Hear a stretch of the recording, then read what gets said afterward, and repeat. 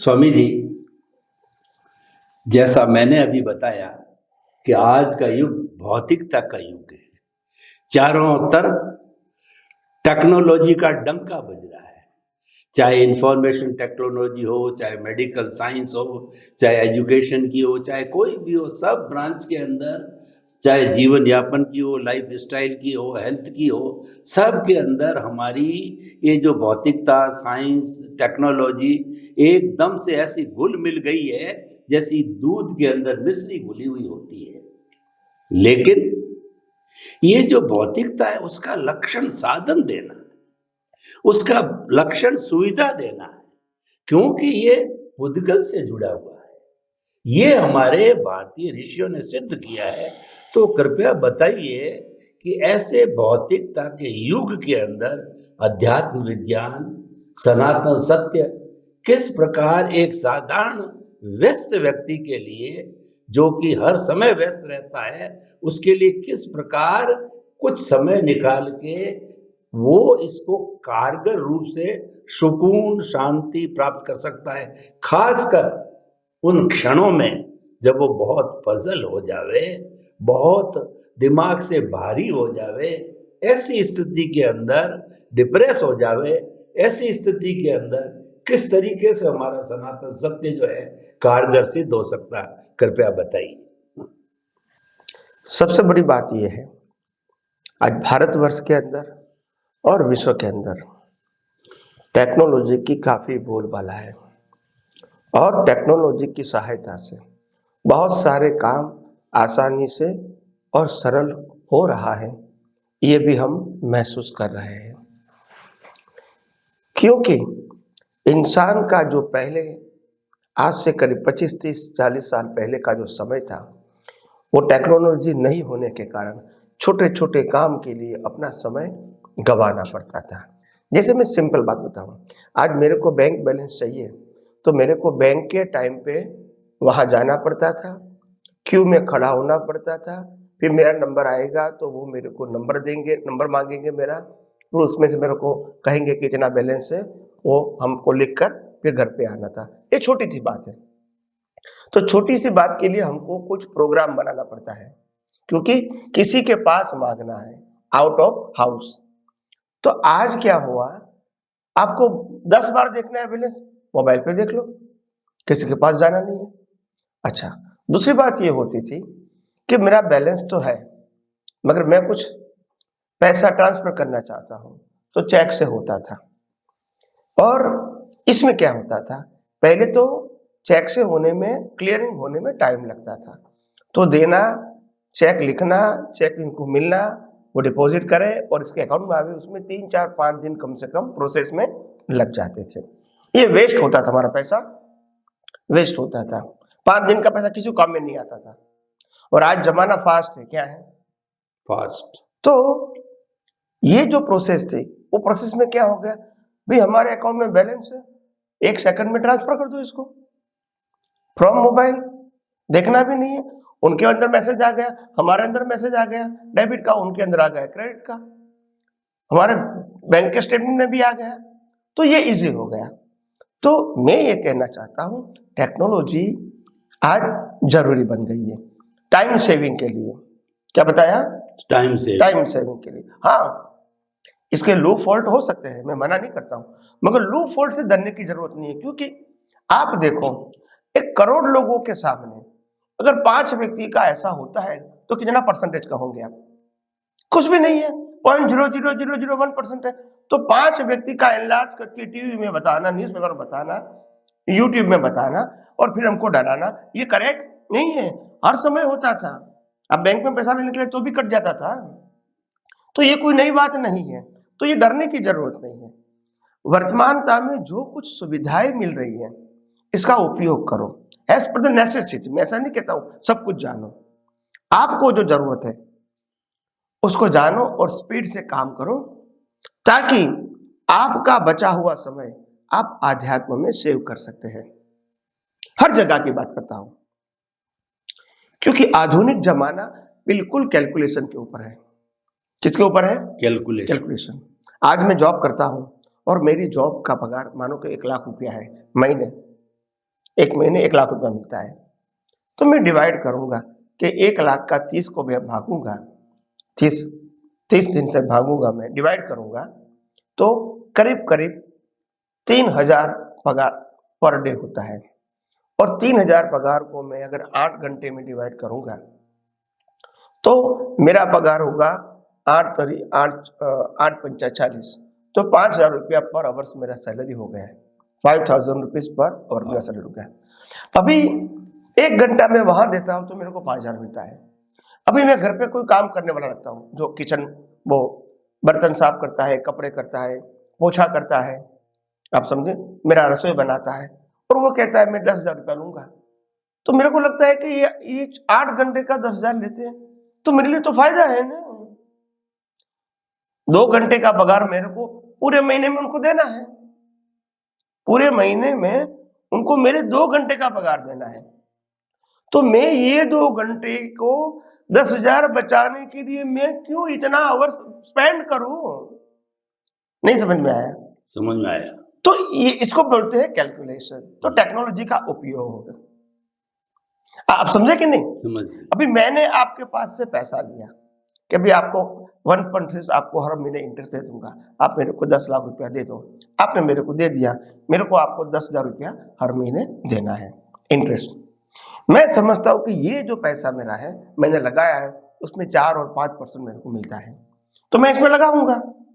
तो मेरा पैसा तो नहीं है, मगर टेक्नोलॉजी का बेनिफिट, मैं घर पे बैठे बैठे यहां से यहां पैसा लूंगा, यहां लगा दूंगा, आपको भी दे दूंगा, तो उसमें भी कोई टेंशन नहीं है।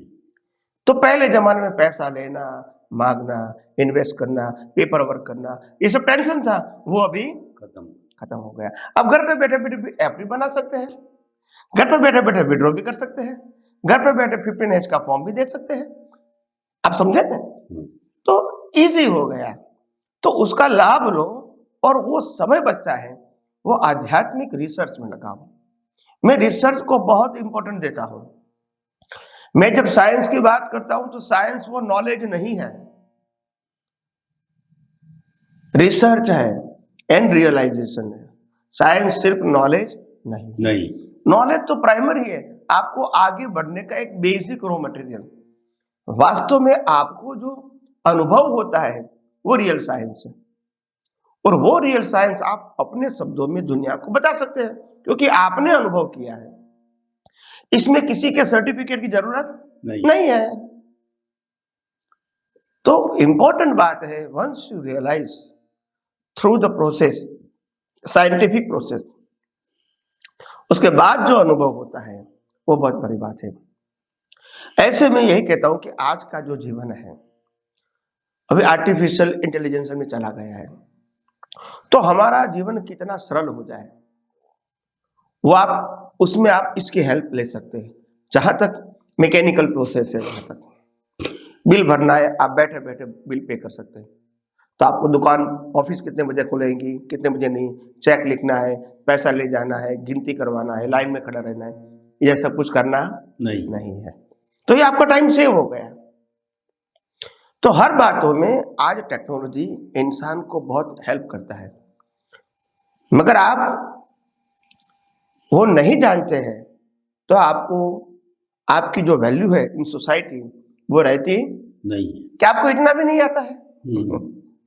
क्योंकि देखो एक बात जरूरी है, हर व्यक्ति को समय काल के अधीन जीना पड़ता है। आउटर जीवन, इनर जीवन के लिए मैं बात नहीं करता हूं, इनर जीवन आपका पर्सनल है, मगर जो आउटर जीवन है, बाहर का जीवन, वो तो लोगों के साथ जुड़ा होना चाहिए।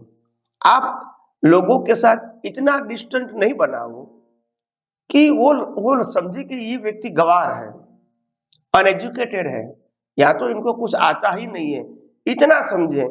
इतना कमजोर तो हम नहीं होना चाहिए। और दूसरी बात क्या है, मैंने ज्यादातर व्यक्तियों को देखा है मानसिक तौर से वो हार गए हैं।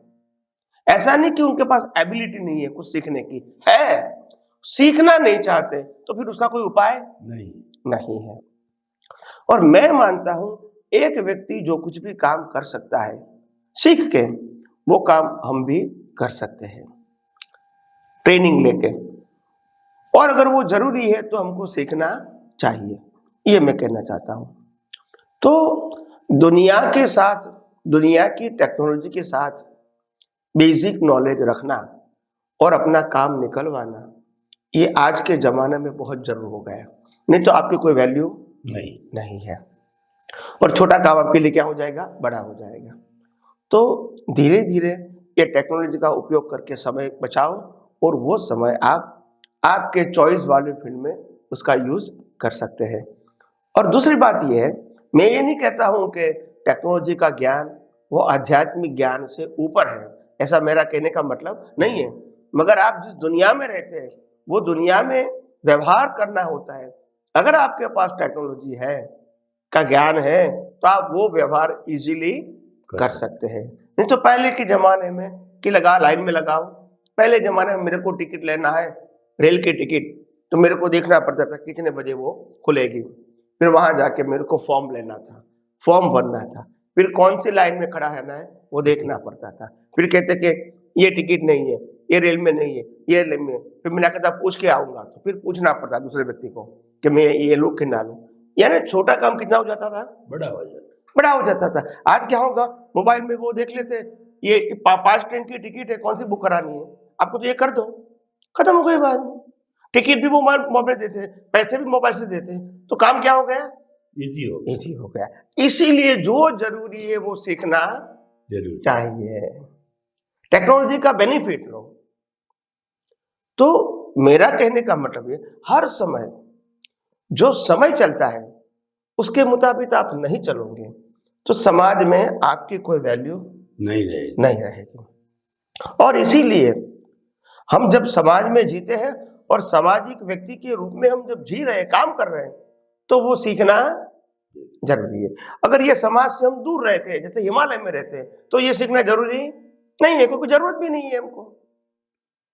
तो जो जरूरत है वो सीखना चाहिए, इसी में आपकी भलाई है, उसी में आपकी वैल्यू है। और दूसरी बात क्या होती है, आज जो टेक्नोलॉजी है, टेक्नोलॉजी के माध्यम से जो आगे बढ़ते हैं, इसमें आपको इतनी सारी जानकारी मिलती है वर्ल्ड की, और मैं समझता हूं ये जानकारी के आधार से आपका विजन बहुत बड़ा हो जाता है।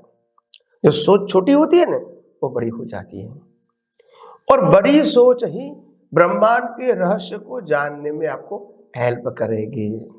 क्या करेगी, हेल्प करेगी। क्योंकि जब आप ब्रह्मांड का रहस्य जानते हैं, वो यूनिवर्सल ट्रूथ है, वो कोई इंडिविजुअल ट्रूथ नहीं है या छोटे ग्रुप का ट्रूथ नहीं है। तो ऐसी सोच से ही आपका विजन भी क्या होगा, ब्रॉड हो जाएगा। आपको हर चीज मालूम हो जाएगी, ये दुनिया कैसे चलती है, आप समझे। नहीं तो पहले तो हम देखते थे भाई अहमदाबाद में गोल्ड का भाव क्या है, बोला इतना है, कल बढ़ जाएगा, कल कम हो जाएगा, क्या मालूम, हम तो बाजार देखेंगे तो मालूम होगा।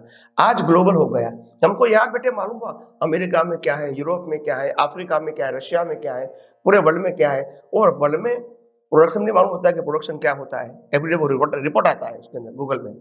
तो प्रोडक्शन अगर बढ़ जाता है तो भाव कम होगा, प्रोडक्शन कम होता है तो भाव बढ़ जाएगा, डिमांड ज्यादा होगी तो भी भाव बढ़ जाएंगे, डिमांड कम होगी। जैसे अभी जो हमारा मौका आया था, क्या कहते हैं वो बीमारी का, पूरे वर्ल्ड वाइड कोरोना, तो उसमें डाउन हो गया था। तो ये वर्ल्ड वाइड हमको इससे ग्लोबल जानकारी मिलती है, तो हमारी जो सोच जो लिमिटेड थी वो भी रहती नहीं है। तो इसीलिए बहुत सारा बेनिफिट है। और ग्लोबल में सबसे बड़ा फायदा क्या होता है कि हर चीज को लोगों को एवरेज प्राइस से मिलती है, क्योंकि आज मार्केट खुला हो गया है, आप किसी को चीट नहीं कर सकते।